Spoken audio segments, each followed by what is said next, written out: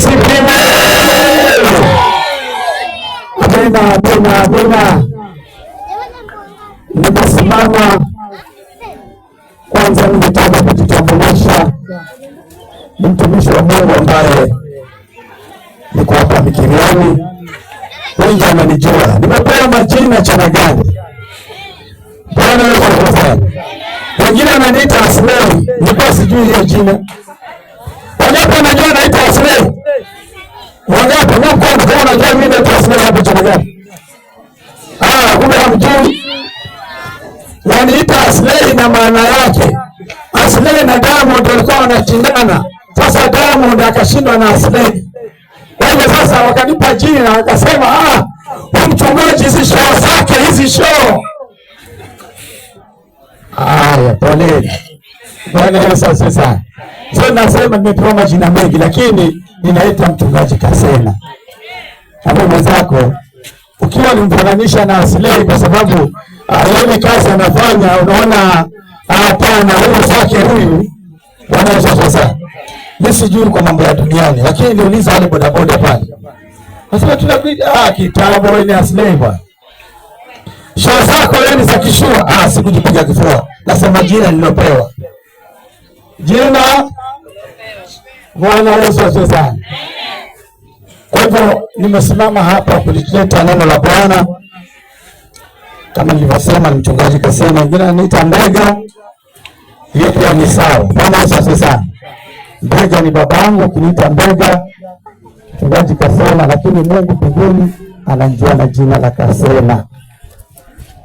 Hilo ndio ananiita nalo Kasema. Bwana Yesu asifiwe. Basi sikutaka niwe mwingi wa maneno. Siku ya leo ni siku ya furaha, ni siku ambayo Bwana ameifanya, ni siku ambayo tumeingia kumwambia Bwana ni asante. Bwana Yesu asifiwe. Nitakuwa mchache wa kuielezea, maana kuna wenyeji hapa. Bwana Yesu asifiwe. Lakini kwa uchache na ujua, ili kupatia utangulizi wa shughuli hii, uelewe kwa nini watu leo wanakusanyana. Bwana Yesu asifiwe. Sherehe siku ya leo kwa ajili ya binti ya mzee Charo Mjema ama almaarufu Bing'eni. Bing'eni alizaa mtoto akaitwa Mapenzi. Kama huko simama ndio watu wajue hii shughuli haingeondoka ni huyu dadangu. Bwana Yesu asifiwe. So Mapenzi alienda kwa relatives ama kwa koo zake, akakaa muda, lakini akashikwa na ugonjwa ambao ulikuwa hakuna matumaini. Bwana Yesu asifiwe. Kulikuwa hakuna matumaini, na wakati huo mzee Bing'eni alikuwa hajamjua Yesu. Kwa hivyo akaenda mbio zake zote. Bwana Yesu asifiwe.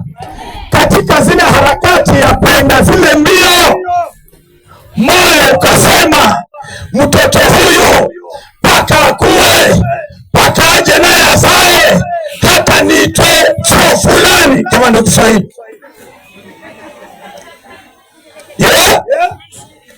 Basi mimi tamchinjia ng'ombe. Bwana Yesu asifiwe. Na kupa utangulizi wa ni nini kimetukusanya. Bwana Yesu asifiwe. Kwa hivyo hii shughuli ni ya kumwambia Bwana ni asante. Na pia tukisoma maandiko, pengine niwe na msomaji tafadhali. Ndio za kusomea vizuri. Kwa sababu hapo ni mic ya Biblia, sijui ni shike mic, sijui nifungue kidogo.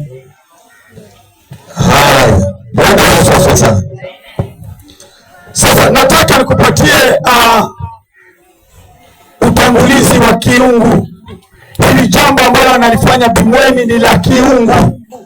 Ndio maana wachungaji na wapendwa na majirani, marafiki na koo zetu ziko hapa, ni jambo la kiungu. Fungulie Zaburi ya 116. Kile Bing'eni akifanya sahihi kimeandikwa kwa Biblia. Halafu nitaongea na watu hapa ambao walitamka maneno na hawajafanya. Nitaongea nanyi, maana ni leo ndio siku yake ya kukwambia ule sauti ya 116 anzia 18 na 19. Kile anakifanya leo Bimweni, na wengi hapa tumetamka maneno na hatujayatimiza, na ujue yamekufunga. Utajua hayo maneno yamekufunga. Haya, nimefika. Nitasoma Zaburi 116 18 hadi 19. Nitaziendea nadhiri zangu kwa Bwana, nitaziendea nadhiri. Nadhiri zako, hii inaitwa nadhiri ama Kigiriama ni hatiriri, lakini kaunda mtembele sabaga ni gawari na mtuzi anaweza hapa kaunda kondeze na mtuzi na magande gawari. Hapana. Bwana Yesu asifiwe. Amen. Mimi nikiwa mdogo yangu iliondolewa kama hii nadhiri hati. Nilivunjika mguu, sijajua sasa, hata nasahau, sijui ni huu ama ni huu, lakini mmoja ulivunjika nikiwa mdogo. Sijui sasa kama hizi tunafukuza ile sababu na jambo mbele nampenda tukiwa pamoja pamoja matalika za Simba kuna gaingamalo tena heroza na polisi ya maana familia yangu waliniachomba. Familia yangu poleni walio mtandaoni. Ndio inaenda mbali sana. Bwana Yesu sana. Hii inaenda mbali. Poleni. Wapo hasikiki Kigiriama. Bwana Yesu sana. Amen. Kwa hivyo nilipojika mguu, kumbe wakaongea maneno. Mwambie zako kuna maneno wewe unaongea. Uliza maneno wewe ndio yaongea. Mungu alisikia. Timiza nadhiri zako. Timiza nadhiri zako. Sema mchungaji, unajua kwamba hapa kuna watu wataokoka leo. Nitaziondoa nadhiri zangu kwa Bwana. Naam, mbele ya watu wake wote.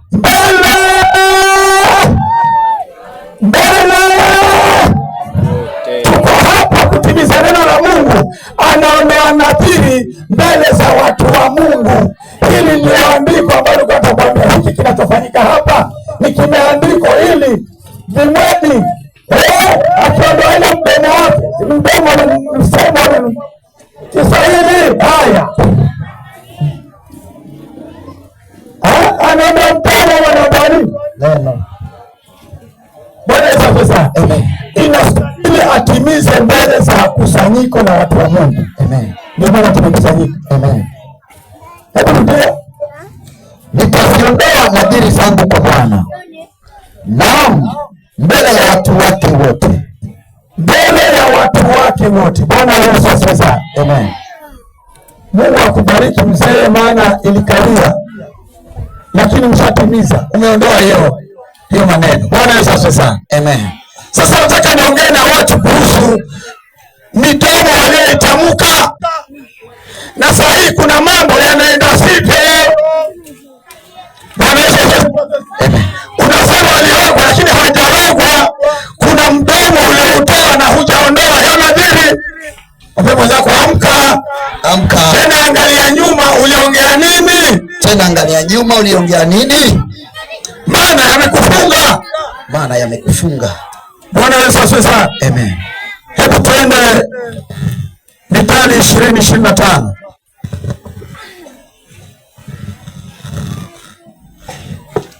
Nasoma maandiko kidogo kwa sababu kuna watu wako kwenye vifungo na ni maneno yako mwenyewe yamekufunga. Haya, nitasoma Mithali 20:25. Ni mtego mtu asema kwa haraka. Na mtego, magamo zako umetegwa na maneno yako. Hebu soma. Ni mtego mtu asema kwa haraka, kitu hiki ni wakfu, na baada ya kuweka nadhiri uliza habari. Bwana Yesu asifiwe. Anasema ni mtego, unaongea kwa haraka maneno na hutaki kutimiza. Umetegwa, mwana zako umetegwa na umenaswa. Bado utakapoondoa hayo maneno yako uliyosema. Amen. Bwana Yesu asifiwe.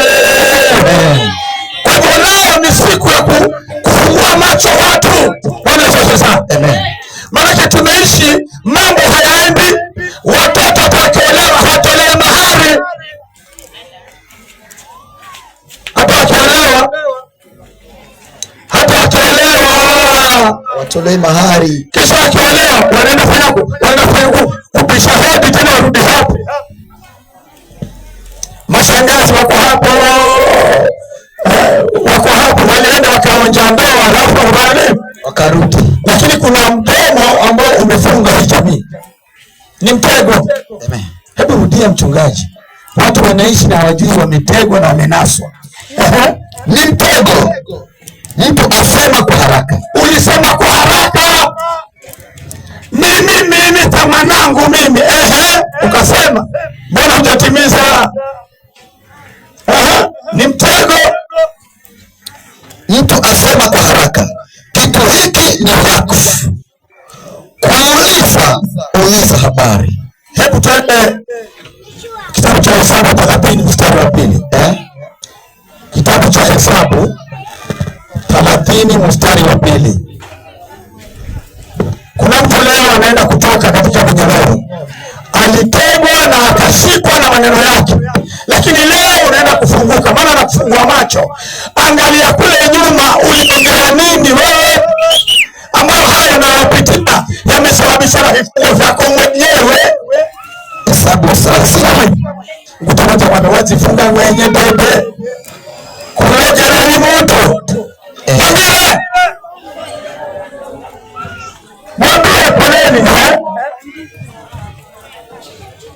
Hesabu 30 mstari wa 2. Nitasoma. Mtu atamwekea Bwana nadhiri. Mtu atamwekea Bwana. Mimi mwanangu yule utakule. Tata apate kazi naye.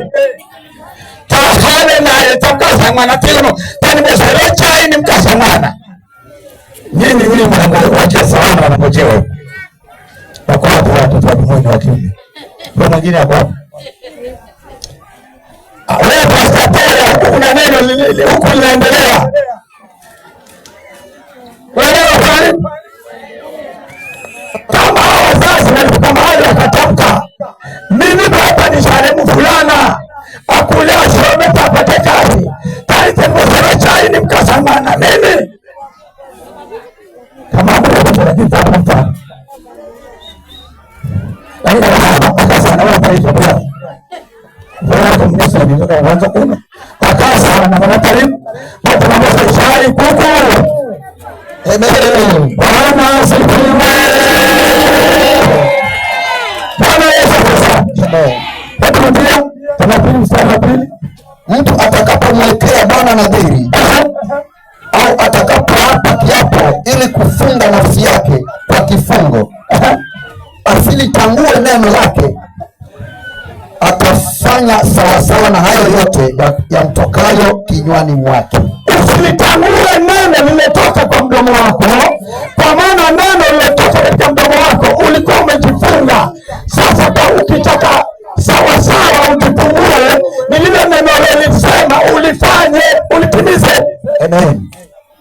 Wamba natinzira ng'ombe na nawe hizo za sokoni hizo ile sokoni za sokoni hizo ni hizo nasinza wao poleni nyinyi wa mtandaoni. Haya, twendeni, safari ni leo. Bwana Yesu asifiwe sana. Amen. Kwa hivyo rudia, manake hiyo andiko ni zito sana. Hilo andiko ni zito sana. Mtu atakapomwekea Bwana nadhiri, ni yale maneno aliyosema yanaitwa nadhiri. Kigiriama ni hapi. Au atakapoapa kiapo ili kufunga nafsi yake. Ulifunga nafsi yako uliponena, haitafunguka mpaka utakapoondoa kile ulichosema. Amen. Asilitangue neno lake, atafanya sawasawa na hayo yote yamtokayo kinywani mwake. Bwana Yesu asifiwe. Amen. Kama andiko ni mengi na mimi hata majasho yanatoka tayari. Kumbukumbu la Torati 23. Nataka nitoe mtu mahali. Mako umekaa mahali kwa vifungo na unasema ulirogwa, unaenda wapi na wapi, ulijifunga mwenyewe. Masimuhano anasema umejiroga. Mwambie mwenzako ulijiroga mwenyewe, ulijiroga mwenyewe. Na maneno yako ambayo hujafanya bila kusema. Mwambie kikwenu haja ya Kiswahili kwa sababu wale ambao watasikiza kwa hakiki kwa. Mwambie kikwenu, mimi sio kwa kikwenu. Mwambie kikwenu ulijiroga mwenyewe. walifunuka mwenyewe maneno yetu mwako na maneno garongo la lomoni mwako imizafunguke pekazi wasioleo hata mahali waliolewa watole mahali hayako hapa. Haya kama watoto wanaolewa na hatole mahali hayako tele, ulijifunga mwenyewe. Kumbukumbu la Torati 23 21 hadi 23 nitasoma.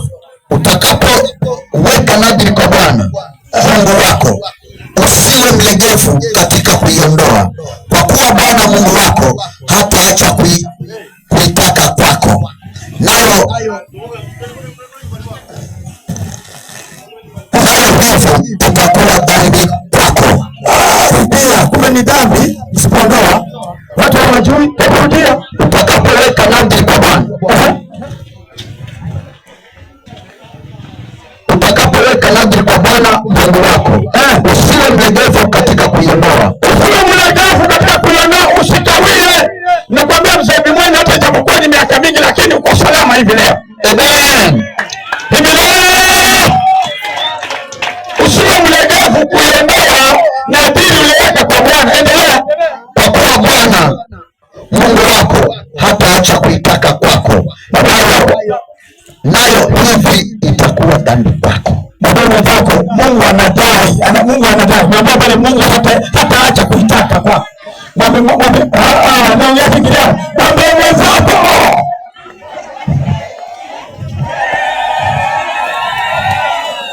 Mwambie mwenzako, Mungu anaitaka ile nadhiri, maana uliongea mbele ya Mungu. Mwambie Biblia imesema hataacha kuitaka mbele zako, na usipotimiza ni dhambi. Tangira mchanga. Haya. Kumbe usipotimiza imekuwa ni nini? Ni dhambi. Wangapi wanadamu unaongea maneno hujaondoa? Unaongea na lugha unashandaraba, lakini una dhambi, maana maneno uliyoongea hujaondoa. Nikasai na kushandaraba, lakini mpaka hapo maneno yafaili uyaondoe.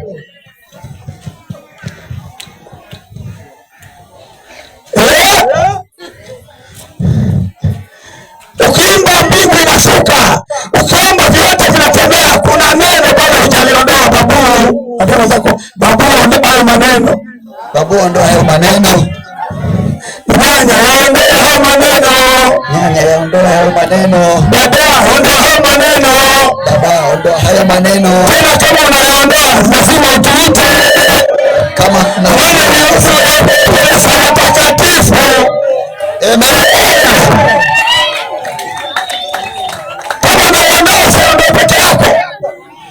Amesema nitasiondoa nadhiri zangu mbele za watu wake. Amen. Alizungumza kwa hali ya polepole na kumekushi zake. Amen. Bwana Yesu asifiwe.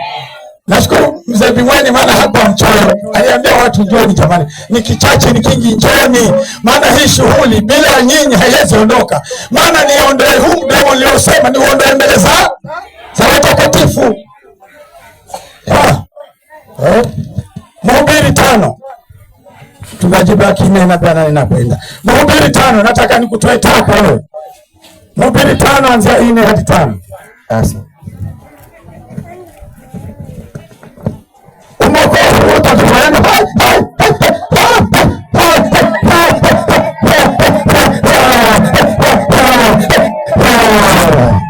vitesha kwa usalama limena.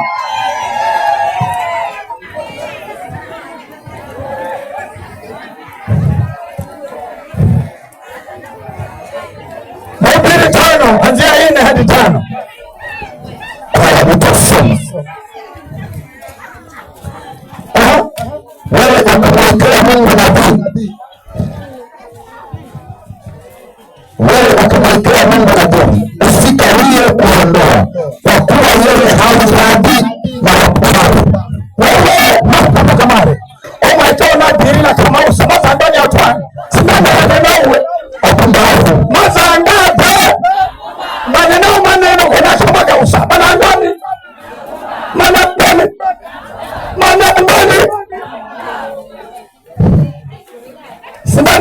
nitanena neno.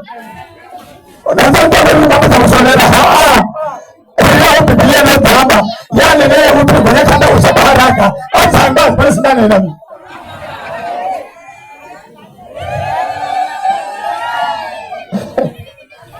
Haya, tumalizie Zaburi ya 50 mstari wa 14. Nitakuwa namalizia. Niko hapa kukusaidia.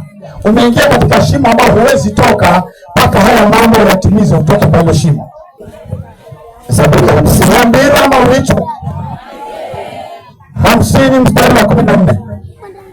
Allah nitasema, mtolee Mungu dhabihu za kushukuru. Mtolee Mungu, mtumizie aliye juu nadhiri zako. Umtumizie nani? Ni yupi huyo? Mungu aliye juu nadhiri zangu. Mbona nakwambia wewe? Hebu mchungaji, mtolee Mungu dhabihu za kushukuru. Leo tunatoa dhabihu za kushukuru. Mtumizie aliye juu nadhiri zako. Endelea mstari wa mbele. Ukanipe siku ya mateso, nitakuokoa na wewe utanitukuza. Haya, sasa nimekuja pale mahali pale kujifunga mwenyewe, basi nafika hivi, basi nafika. Hebu rudia tena kwa watu kujifunga hapa. Ukanipe rudia 50. Mtolee Mungu dhabihu za kushukuru. Mtumizie aliye juu nadhiri zako. Ukanipe siku ya mateso, nitakuokoa na wewe utanitukuza. Kwa hivyo tumeita Mungu tukaingia kufunga siku 7 bila kula bila kunywa. Mungu hatasikia mpaka utakapotimiza nadhiri zako. Ndio anasema utaniita, nitaitika. Amen.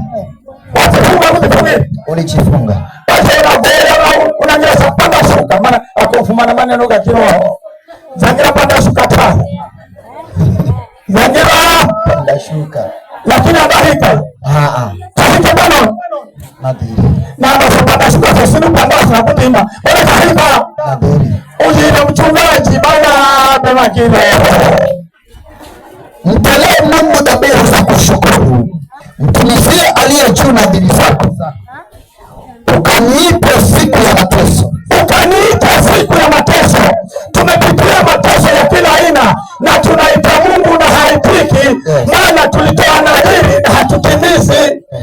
Wabima mauricho yambirwe. Bwana Yesu asifiwe. Amen. Shaka na usu, kala na usa, hata kala shafihe. Hata kala kutizile ng'ombe. Chori chonde ina mare bingone wa bani ng'ombe. Wabate mutakazo patele. Nibona zaka kuzelewa. Bona voye fungasiku fungasi mpaka visho. Manana amba bako ndio haina visho, ndio kili handa. Anasema poleni wapendwa, wewe poleni jamanini. Tukilia makamili huyu hata perspective. Mwango wako kucheni ni tahabu ni kama malika. Bwana sasa. Watu wa Mungu wanaangamizwa kwa kukosa nini? Maarifa. Maarifa ni neno la Mungu. Neno la Mungu linaongea nini kuhusu hali unazozipitia na yamesababisha nini? Pata ufahamu, utoke katika pale mahali ambapo umejiingiza mwenyewe. Mwana na haba wazi loga mwenye roho moto. Amen. Amen. Lakini sasa umechoka mwenyewe? Umechoka mwenyewe? Hakusimama tu. Lakini anaongea, Yesu Muhammad. Sasa umechoka mwenyewe? Wafunga na kuomba siku 7 upike panda shuka. Ukishuka mwenyewe kisha haviwi. Maana kumbuka kule tangu mwanzo ni maneno gani uliongea mbele ya Mungu na hujayaondoa, ndipo utakapoita ataitika. Bwana alipe. Bwana Yesu asifiwe. Na umesikia Bwana. Hii ndio siku Bwana ameifanya, nasi tutashangilia na kufurahia ndani yake. Mwambie mwenzako, mbona hata nakushangaa wewe una raha? Mchungaji wetu apinde hata kama anachoka kama sikamkana kama hapa isha hapi pindeni utapala mwenye pindeni, lakini kibibi ndio ni pinde chali katika na sinari hapa anacheka. Maana ni siku ya furaha. Amen. Sasa kama unapenda ndio baraka hapa kwa kanisani. Wewe ni pindeni. Amemwanzi okina bimbimba fikara shenye ha. Ina bimbimba fikara shenye ha. Na amemwanzi ye bwana mwenye kala ni harusi megere.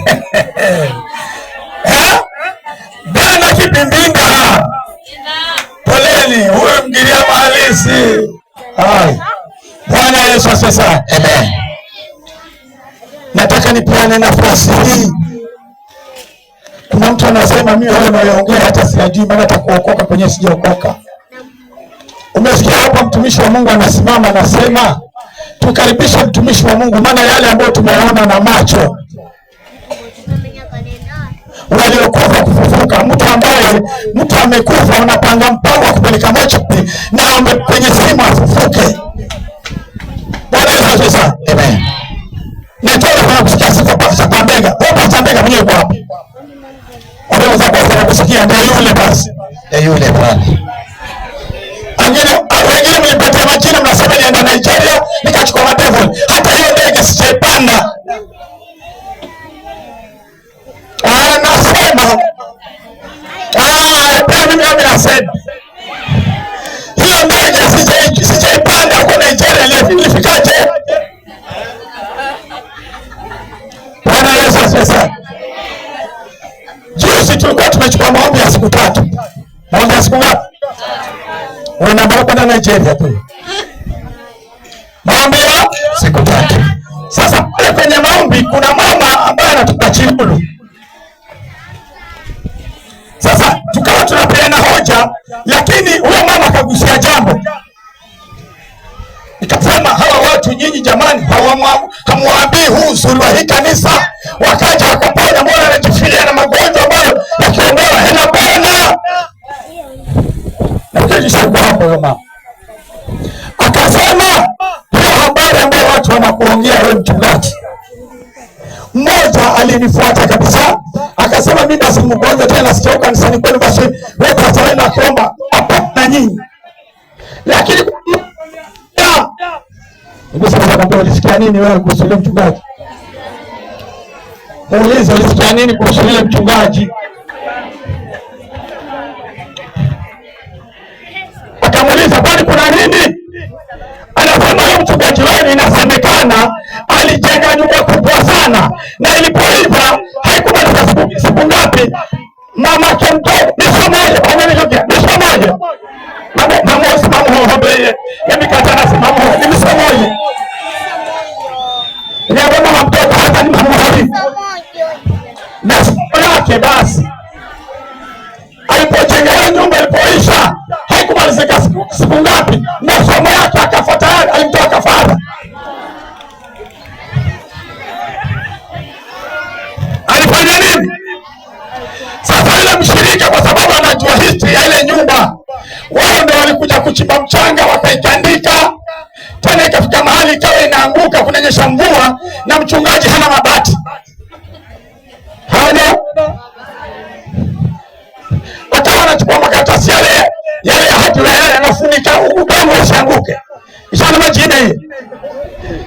Kajenga mawe. Anamwambia kwa kajenga mawe. Akamwambia huyo mama, ungekuwa unaongea na mtu mwingine ningekuamini. Lakini mimi nilichimba udongo tena nikachota maji nikakandika hiyo nyumba. Ile nyumba kama unaona kama mbele ya mawe, si mawe, ni udongo. Mama mchungaji yenu mpaka unaona ukasema mnambola uso. Bale wamepata ni ya uloko kapo.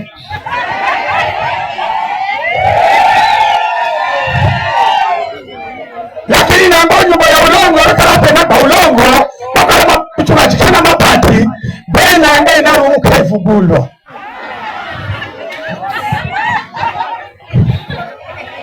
Inarumu nyumba mchungaji, bali nyumba tu yenye. Ina room mbili tu na sitting room moja. Haya vikara unaambata kugulwa. Hata kwenda alisema kuisa mlango. Hata kwenda nyumba kwa mlango. Mlango safu kuna hiyo. Na mlango safu kuna ni hiyo. Bandari kubana. Ishaka na mnusi. Abemaji manar na mnusi. Yekananga pale kwa moda kama na yume na mlango tamenga. Bwana Yesu asifiwe. Poleni na koroga fikirama. Na kama ngoma ndo mengi hata hivyo kwa kando ndio. Kwa kando ndio yule niambiwa. Ndio yupi? Ni hongo ya kafara. Anaoni Madefa. Wangapi wamesikia habari? Leo mchungaji si sahaba. Simu yangu mabote ni anasikia mtu za. Yaani hamsikii, yaani hivi hapa kuna watu wanasikia. Hivi basi mimi basi naongea mambo yangu hapa. Hapa nasikia watu hapa.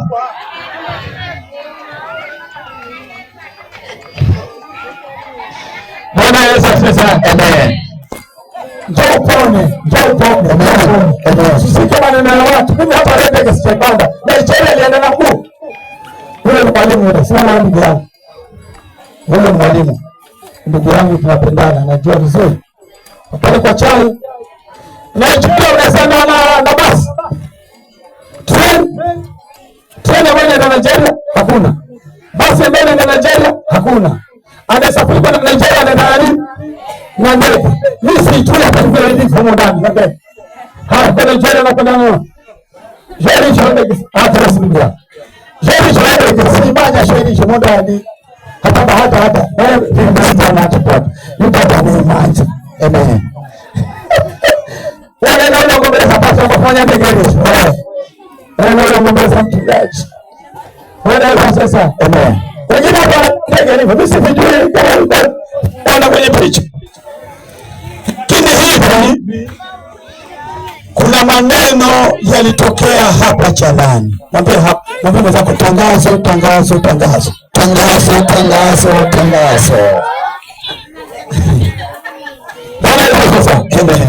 Kuna mama pale Chalani kwa Mangira Mwaro. Maana kwa Mangira Mwaro. Ngoja kwa Mangira Mwaro. Aya haya nyamba baba kwa sababu hakuna kwa Mangira Mwaro. Kwa Mangira kana afiko nitikana mama nitikana kalamu afiko kwa Mangira. Bwana sasa wajua Chanagande kuna kitu ambacho hamkifahamu. Ya kanisa ni amati na mafuha, si kanisa bure hiyo. Hujajua hiyo siri. Kama huyo maji ameombewa na amemwagwa maiti ambayo inapangiwa kwa mocha inafufuke. Vizuri ni vipi? Niambie wewe. Nacho kiroho chako. Ambacho kiroho chako kinji, vicha sana ni. Sasa nikaombea maji, acha niongee hapa ili wakiondoka wajue. Yale maji na mafuta yananenewa kitu kinaitwa damu ya Yesu. Sasa kwa kuwa hujui maandiko, Biblia inasema Ufunuo 12:11 kwamba waliomshinda shetani walimshinda kwa hiyo damu. Kwa hivyo ile damu ikiongezwa pale kwenye maji, kwenye yale mafuta, chochote kitakukusanya ile damu ya Yesu. Ikiwa ni uchawi, ikiwa mtu siku zake, lazima ishibe ile nguvu. Sasa wewe unasema maji na mafuta, hujua inaongelewa nini au maji na mafuta? Wapema zako amka. Mungu anasema watu wangu wanaangamizwa kwa kosa nini? Maarifa. Nikana kuna maarifa chakati manzi na ya umeme wale. Yamba au kutisha. Ishatengenezwa na ende. Basi kale wewe. Ufanya watu kama wewe. Kale wewe. Bwana Yesu asifiwe. Amen. Kwa hiyo kwa mwanzo wa baro nikawa nimeombea maji. Kuna mama pale lakini leo hayuko. Watoto wake wakaenda nyumba ya baba yao mdogo. Kama Akaja Mungu wangu tufani.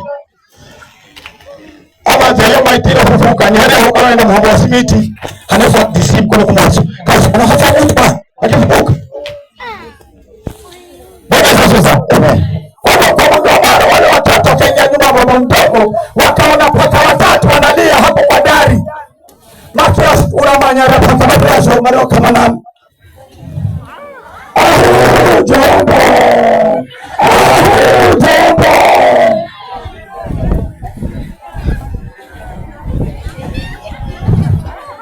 Sasa watoto wanatishiwa lakini wanajaribu kuwashtua ili tabanga paka inatisha. Paka hawaondoki. Sasa wale watoto wakapata, Mungu aliwasaidia. Wakapata akili wakasema, "Tena tutachukua ile maji ya mama kanisani." Maana alisema, "Tukimwagia kitu chochote kibaya kitakufa." Ushuhuda uko kwenye YouTube. Hapo wanafunza kwa msamaha. Enda kwa YouTube kunika kuna tena mara manga kwa YouTube. Haya, enda kwa YouTube ni kuko. Ukalole jina la Pastor Daniel Kasema Saro. Ile jina la Daniel Saro kuna msongo na Daniel Saro. Lakini nikakasena afunga Saro. Ushuhuda utapata. Bwana sasa. Wale watoto wakachukua maji wakawamwagia wale paka. Wawili hawakupatikana lakini mmoja alikusanya maji. Alianguka hapo watu wakiangalia akafa. Haleluya. Watu kana maji kama lapo. Gambo la kana maji. Sasa siri iliyoko ni kwamba hata ukija nayo sisi hatuuzi maji. Ukija nayo hatafunguliwa na mtu. Yananenewa maneno ya Yesu basi. Si vile unavyoambia. Maana hivi unafanaka Kongo unakakomwa kwa bani. Na hivi unafanaka na makabega sitapenda. Mwingine kwa mzika. Ikitara sana tu ndamanya yeye.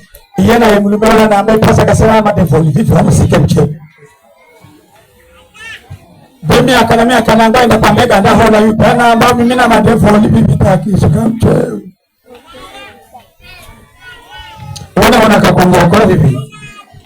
Mchungaji wa ndanga kafa hajia. Bwana Yesu asifiwe. Amen. Mambo zako limetobolewa, likakamuliwa, limetolewa moyo. Amen. Utakufa na magonjwa shauri yako. Amen. Bwana Yesu asifiwe. Amen. Nataka nipiane dakika kidogo. Bwana Yesu asifiwe. Amen. Uko hapo hakuna sema mimi hawa naongea hata sielewi. Maana kama kufonyea mimi hata sijui. Ama uliokoka alafu dunia ikakupiga chenga kwa nyuma. Bwana Yesu asifiwe. Amen. Hapo ulipo ukinyosha mkono. Bwana Yesu asifiwe. Amen. Hivi ninavyoongea. Bwana Yesu asifiwe. Amen. Hapo ulipo nyosha mkono tu hata sina haja nikuone. Niombe. Hapo mwanzo Kiswahili si chao yule. Kiswahili si chao. Wacha ajikwae kweli. Niombe. Yes. Bwana Yesu asifiwe. Amen. Nani anasema mimi nataka uniombe mchungaji? Hapo ulipo sikuita hapa. Asante.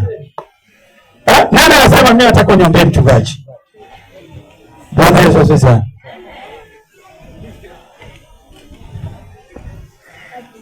Kuna Arabuni kulikuwa show, mwambie mwenzako kulikuwa show. Pale paka sungu papo kwa naenda Birini Mamleka, kuna mji kunaitwa kwa Kadenge wa Kajambo. Akaenda Arabuni huyo mama. Lakini huyo tajiri akasema nitakuwa nitafanya nini? Basi nimekukosa nini? Nimeoa ngapi na hakuna lolote linalofanyika? Bwana Yesu asifiwe. Bwana alikuwa amenisaidia, alikuwa nimefunga siku 7 bila kula bila kunywa. Mama wangu hiyo kama mama na defoli patience dari shimana ni makala gago. Pabire. Ngabo kama mama defoli patience dari shimana ni makala. Sikizao shuhuda hapo mwenye anazikaranga jeni. Sikizao shuhuda umanye anazikaranga mwenye na makala na mafuhago. Unakala mna pesa ni nazikaranga mwenye. Huyo ibada ilikuwa Jumanne asubuhi. Tuna ibada zinafanyika hata hivi asubuhi nimefanya ibada. Inafanyika kwa mtandao, wengine wako Nairobi, wengine wako Malindi, wengine wako Arabuni, wengine wako wapi. Wanaingia masomoni, ninawaombea. Bwana sasa. Akaingia huyo mama akasema, jamani, mimi nilikuwa naona ni mchezo, lakini jana nilirushia kisu nikafanya kukihepa. Huyu mtu ana hata ni wapeli. Wewe kwa mrongo nina ulongo, wewe kwa usile nalo ama kwa mrongo la. Huyu ni shahidi. Huyu namtaja na yeye dadangu tena haya. Hata kama sijui kwa huko. Nimesikia jana kwamba huko. Tena Mungu akubariki kwa wale waliofanya. Ana mambo amefanya sasa hapa. Ni shahidi yule alikuwa huko. Alipokuwa amesema hayo maneno, nilikuwa nimetoka kwa saumu ya siku 7, nikaongea nikasema, mnaongea kitu cha hatari.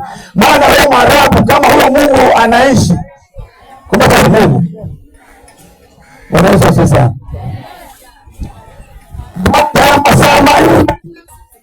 Mwarabu alikuwa analia kwenye rumu yake, analia. Yale anambani mulume wale umaraga hatuna kakuna tu. Daka analia hata kalamucha. Kala unambo umesema tunalia. Basi mtu menga kama ndio Kiswahili.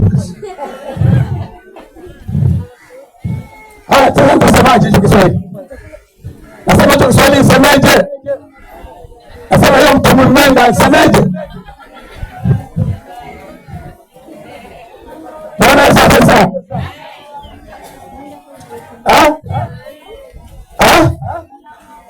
Mwanaume mwenyewe muta. Kike mwanaume mwenyewe. Bwana sasa. Mwanaume mwenyewe akapeleka hospitali akamwona mgonjwa. Bwana sasa. Akaambia nini? Karegesha nyumbani, mume ikajaa Waarabu, ni nini kinaendelea? Kumbe mambo yamefanywa Kenya na Roho Mtakatifu amechunguza kwamba ilikuwa ni na pamoja kwa kufika afisi. Lakini kama Mungu uwende hakimu kala yule ndangana gayu kala yule Mungu baada ya masaa 8 anarira. Bwana sasa ilipofika kiasi cha wiki 2 akiambia naye ni nani masi ni nani wala malafu msamaha wala na manyaka mara tapangana na vijuri na anamanya mimi nafa kwa sababu ya masi ni nani masi yangu ni nani mtu kipindi cha Arabu kazi ni masi hivyo mtapa wala Kenya maana wafu mtu mume na kijasa kumloga kumfanyia baki hola kizake. Bwana Yesu sasa. Na kutikala angae mkusikuta. Mwanamazi anakesha na vibanya we. Na kutikala angae msema. Kama maneno unayoyaongea kuhusu watumishi wa kisima cha uzima, na kutikala ngine wafuta yako. Hawa watoto wa mzee chama mchema wa pembeni kuna pastors hapa. Kuna wengi kuna pastor toe. Lakini nafikiri kama hakuna hata ambaye mtajua jina kama langu. Hakuna bado hamtapewa. Hamtapewa nini? Hamtapewa. Bwana sasa. Ama pastor toe pata jina. Na anaangaza na wakashindwa. Anaambiwaje pastor toe alitawanyiwa naye. Asema haya mingine taacha. Bwana sasa.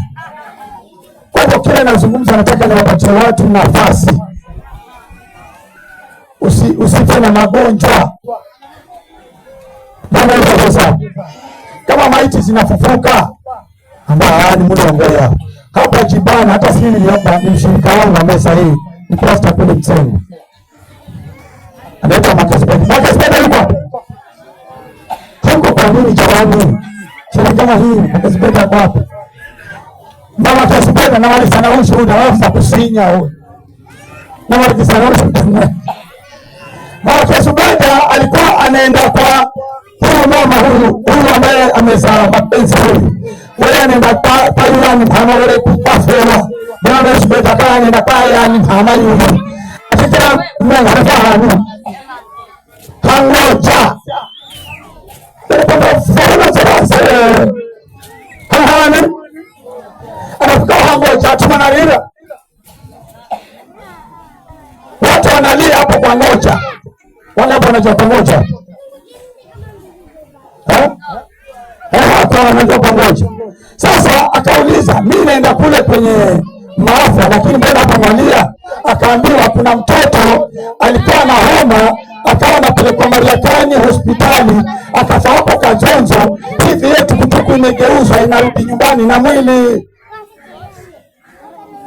Hapo Yesu. Anataka naomba napiga kifo watasema hivyo. Ni pastor wa kanisa. Bwana Yesu asifiwe. Alipotaka kuondoa mguu, Roho Mtakatifu na mbele zake kuna Roho Mtakatifu na Roho Mtakatifu. Ndio na hapa kaanza kutukana. Sasa Roho Mtakatifu akamwambia usiende kwa sababu yetu tukutuku inaokuja ikifika hapa humo ndani ya tukutuku. Karibu na habari hapo. Sasa kana hapo fika mahali fulani. Na wanafanya hapo fulani. Unafanya. Ni maana hapana manyonya mana hata mashaidi yangu. Masoni banya kama maana hapa wafufuka. Taenda skuli. Na filichira house ndio mashaidi zaka pataka. Bwana sasa. Wewe unataka kuomba njoo. Yeye tukutuku ilipokuja hapo alifuata maagizo ya Roho Mtakatifu, akaamua ingia huko nyumbani na huyo nyanya uombe nitafufua, na alifufuka. Mashahidi pia hata kama nyanya pia wale. Mara anasema niombe mchungaji. Wewe kwa hapo ni kuombe. Kama unavyokuwa pia kwa mkono. Ndio ndio kitu. Hii serikali unavyokuwa kwa mkono kwamba mchungaji nipo yeye mimi kirasa, lakini mimi bila kana kazi. Kolosa Kakerezi wa pula kisema ambapo hizo. Naomba na wale ambao wamenyosha mkono. Wawitazini uwe maana ukifanya na kasai na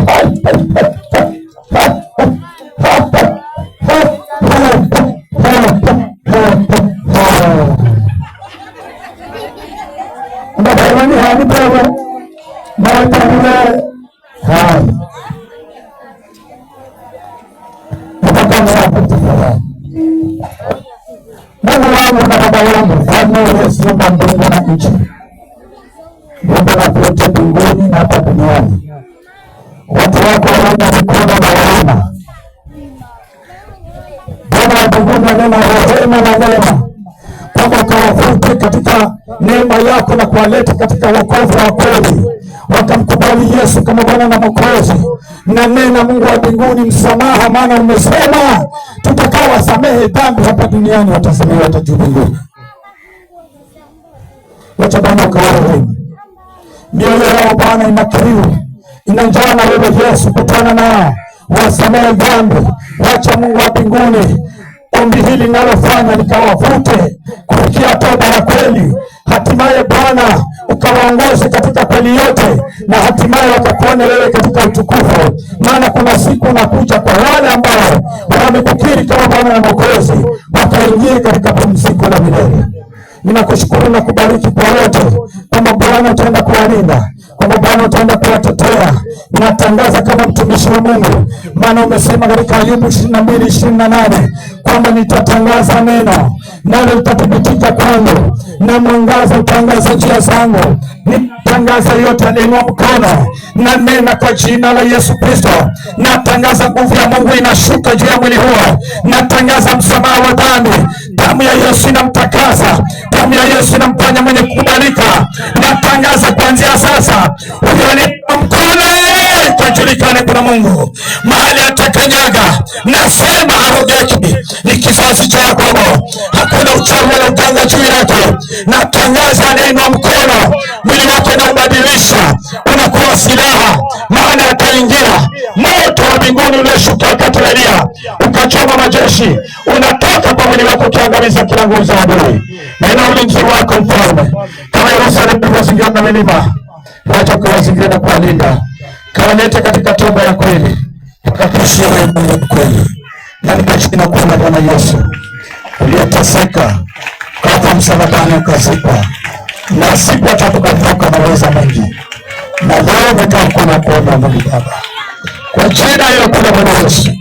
Tunaomba na kuamini. Kwa Yesu na Bwana neno kwa jina la Yesu aliyetoka mbinguni